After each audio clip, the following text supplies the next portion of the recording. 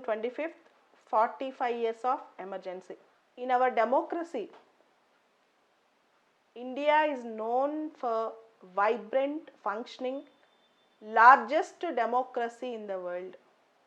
Indian democracy is the largest democracy, vibrant democracy and functioning democracy.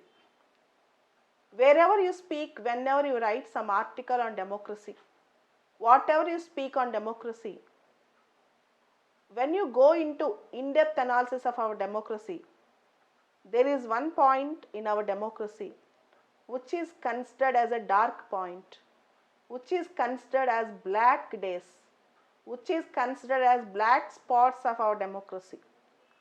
Dark days, black spots of our democracy. That is the period of emergency for around 21 months, which started on the very day on which we are discussing, June 25th, 1975. We have completed 45 years of our emergency memories. The national emergency throughout India, across India, was imposed only for the first time and the last time till date. Many occasions national emergency was imposed, but for various reasons and only some parts of India. But the emergency imposed on June 25th, 1975, national emergency across India, and that too on a ground called internal disturbance. And emergency was imposed by the then Indira Gandhi government. Article 352, Clause 1 of the Indian Constitution. At that time, the president who proclaimed the emergency was Fakhruddin Ali Ahmad. At that time, the Indian president who proclaimed national emergency on the ground of internal disturbance was Fakhruddin Ali Ahmad.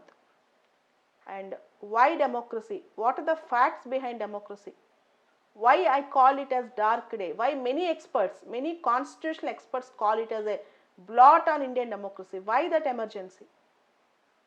First of all, you should know 2-3 facts.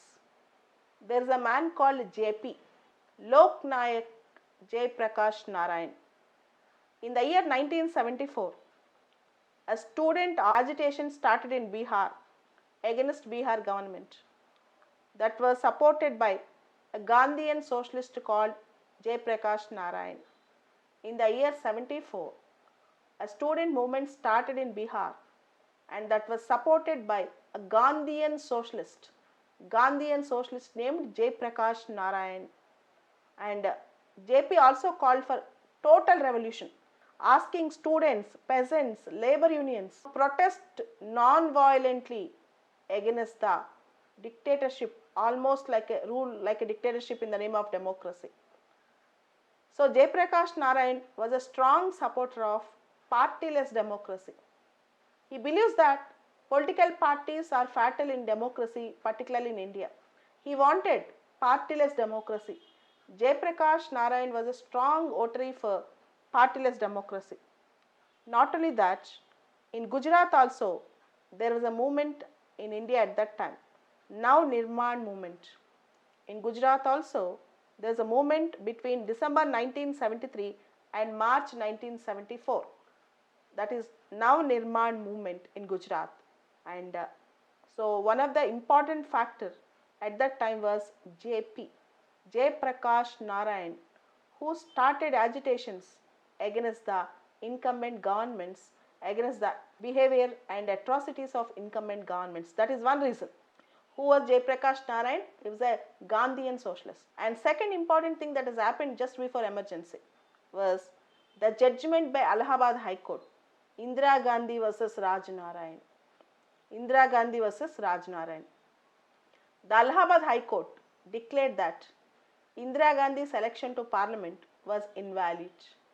Indira Gandhi's election to Lok Sabha was invalid, as she used her official machinery, all her machinery in the elections, and that was the first time, that was the first occasion in the history of India where Prime Minister was cross-examined in the court, Indira Gandhi versus Raj Narayan, and Allahabad High Court declared Indira Gandhi's election was invalid.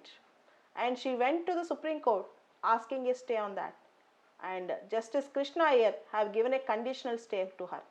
Justice Krishna Iyer in Supreme Court, even Supreme Court have not completely supported her. So all the things went against her. All the issues went against her. So she imposed emergency. She asked the president to impose emergency. And the emergency throughout India on the ground, internal disturbance. In fact, it is not the emergency for the good of the people. And everything during that emergency was dictated by Prime Minister's residence. And the son, Indira Gandhi's son Sanjay Gandhi, his atrocities during emergency were well known. Particularly, mass sterilization campaign, forced mass sterilization campaign received lot of criticism. Forced sterilization operations, and press was completely gagged. Freedom of press was completely controlled. Opponents were arrested. Political opponents of Indira Gandhi were arrested. Many were kept in jail without trial. That was a pathetic situation, and international media criticized and condemned the government at that time. But the government was very brutal and steadfast about its emergency. And finally, March 1977, there were elections. Emergency was lifted and there were elections, and Indira Gandhi government was ousted from office. Janata Party came into power, and in 1979, again Janata Party ended its rule. Indira Gandhi came into power in the elections, and this time Indira Gandhi again won with a thumping majority. In the Indian elections, people will ignore everything in a short span of time. So this is a story, and today we have completed 45 years of emergency, emergency memories, I can say. And the memories are bitter, but the lessons are great. And after emergency, there was a commission appointed on the atrocities committed during emergencies, Shah Commission. There was a commission. So this is the story of emergency. And Janata Party, after coming to power, by 44th Amendment have made many changes to emergency provisions, particularly national emergency provisions in Article 352. Even this is very important.